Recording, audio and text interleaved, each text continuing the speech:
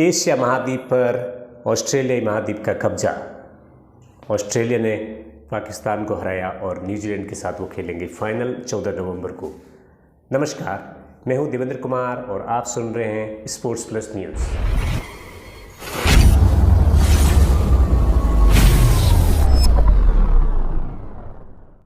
तो एक बार फिर से जो उम्मीद थी उसी के अनुसार नतीजा निकला।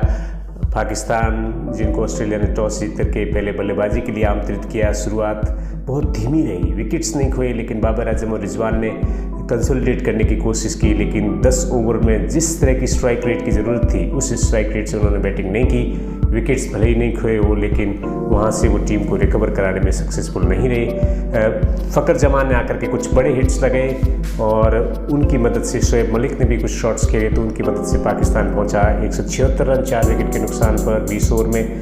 और ऐसा माना जा रहा था कि ड्यू पड़ेगी, लेकिन ड्यू इतनी थी नहीं सेकेंड इनिंग्स में।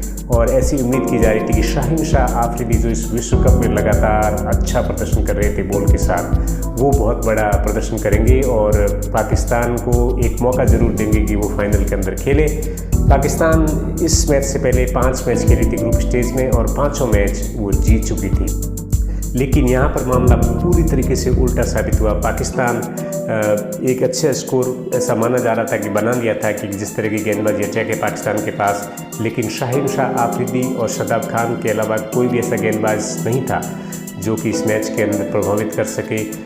मिडिल स्टेज जो इनिंग्स की थी, ऑस्ट्रेलियंस ने पहला विकेट जल्दी खोया एरन फिंच के रूप में। पहले ओवर की पहली गेंद पर वो आउट हो गए एलबीडब्ल्यू शाहीन शाह आफरीदी की गेंद पर, जो एक अच्छी इन स्विंगर थी, टप्पा खाने के बाद अंदर की तरफ आ रही थी और उसके ऊपर फिंच कुछ कर नहीं पाए। फॉरवर्ड डिफेंसिव स्ट्रोक खेलना चाहते थे, फुटवर्क उनका था नहीं, वो चलते बसे पगबद्दा आउट, एलबीडब्ल्यू आउट हो गए 0 पर मैच की यानी इनिंग्स की पहली ही गेंद पर। उसके बाद एक कंसोलिडेशन प्रोसेस शुरू हुआ। डेविड वार्नर ने बहुत समझदारी और सूझबूझ के साथ खेलने का प्रदर्शन किया और शॉट्स मारे विकेट के चारों तरफ। वो इंतजार करते रहे। इमाद वसीम का एक ओवर आया, तब तक ऑस्ट्रेलिया बहुत अंडर प्रेशर था, लेकिन उस ओवर में वार्नर ने धुआंधार तरीके से बल्लेबाजी करते हुए एक ज़बरदस्त छक्का लगा करके मोमेंटम को चेंज करने की कोशिश की और उसके बाद ऑस्ट्रेलिया वापस गेम में आया और फिर पार्टनरशिप चलती रही और ऑस्ट्रेलिया का सिलसिला आगे बढ़ता रहा। लेकिन एक समय ऐसा था जब डेविड वार्नर आउट हो चुके थे, उसके बाद ऐसा लगा कि पाकिस्तान फिर इस मैच पर कब्जा कर लेगा, लेकिन ऐसा हुआ नहीं। इतनी ड्यू तो थी नहीं,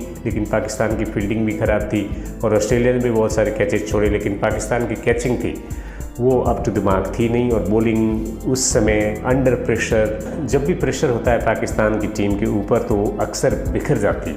तो कुल मिलाकर के ये देखा जाए कि प्रेशर के अंदर जो पाकिस्तान का प्रदर्शन था वो अप टू द मार्क था नहीं, बॉल के साथ और फील्डिंग के अंदर भी वो उतने सक्षम साबित नहीं हुए। तो कुल मिलाकर के ऑस्ट्रेलिया ने शानदार प्रदर्शन करते हुए वो वहाँ पर पहुँचे और 5 विकेट 95 रन्स के ऊपर जा चुके थे। लेकिन उसके बाद मैथ्यू वेड और मार्कस स्टोइनिस, आपको याद होगा कि मार्कस स्टोइनिस ने साउथ अफ्रीका के साथ खेलते हुए एक बहुत इसी तरह से फंसे हुए मैच के अंदर ऑस्ट्रेलिया को जीत दिलाई थी। एक और मैच में और इस तरह का प्रदर्शन किया था। तो मार्कस स्टोइनिस ने शानदार बल्लेबाजी का प्रदर्शन किया, लेकिन जो हीरो थे मैच के वो थे ऑस्ट्रेलिया के विकेट कीपर, जिनको 3 साल पहले टीम से ड्रॉप कर दिया था और उनको लगा था कि अब उनका करियर है वो ख़त्म हो चुका है। एक सेकंड विंड यानी सेकंड लाइफ उनको मिली और मैच में खेल रहे थे। उन्होंने मौके को ताड़ा और चौके और छक्कों की झड़ी लगाते हुए, खास तौर से जो 19वां ओवर था पारी का, जिसके अंदर शाहीन शाह आफरीदी की गेंदों पर जो छक्के, गगनचुंबी छक्के मारे, उसने पूरे मैच का नक्शा ही बदल दिया और छक्के के साथ उन्होंने टीम को जिता दिया, ऑस्ट्रेलिया को फाइनल में पहुंचा दिया।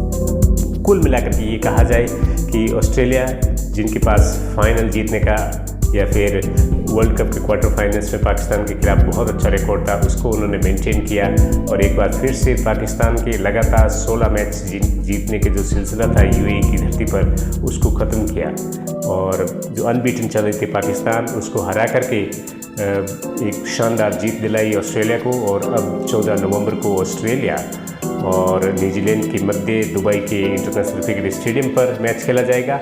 और यदि अपन संक्षिप्त में एक बार फिर से इसकी समरी करें कि हार के कारण क्या थे पाकिस्तान के लिए, तो सबसे पहला कारण ये था कि पावर प्ले के अंदर जितने रन बनने चाहिए थे, जिस स्ट्राइक रेट से बैटिंग करनी चाहिए थी, वो बाबर आजम और रिजवान नहीं कर पाए।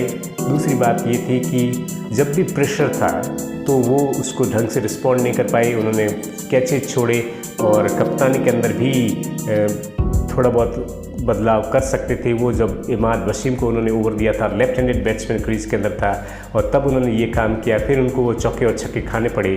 तो कुल मिलाकर के मैं आपको कह सकता हूँ कि पाकिस्तान के स्ट्रेटेजिक फेलियर प्लस उस पिच के ऊपर इनफ रन नहीं थे, स्ट्राइक रेट बाबर आजम और रिजवान की नहीं थी और जब प्रेशर था तो वो up to the mark perform नहीं कर पाए। तो ये सभी फैक्टर रहे पाकिस्तान के हार के लिए।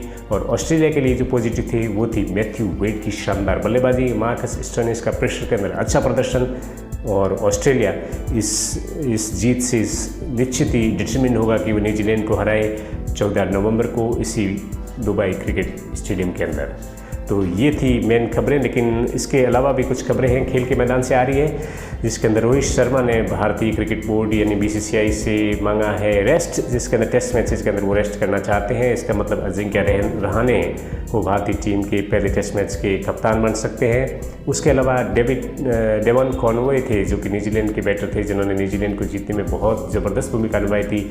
तो वो जब विनिंग हिट लगने के बाद जब वो सेलिब्रेट कर रहे थे तो अपना जो ग्लव्स था उन्होंने उसको बैट पर हिट करने की कोशिश की, तो वो ग्लव्स उसके अंदर अड़ गया और उनका जो मोच आ गई है रिस्ट के अंदर, तो उनको भी भारतीय टूर जो भारत के अंदर खेली जाएगी सीरीज़ उससे भी बाहर होना पड़ा है और विश्व कप का जो फाइनल है वो नहीं खेल पाए। तो खुशी खुशी में भी न्यूजीलैंड ने थोड़ा सा डैमेज कर लिया है खुद के लिए। तो आने वाला जो वक्त है 14 नवंबर को वहाँ पर ट्रांस टस्मानियन यानी ऑस्ट्रेलियाई महाद्वीप की 2 टीमें हैं, जिसमें ऑस्ट्रेलिया और न्यूजीलैंड के बीच में टक्कर देखने को मिलेगी।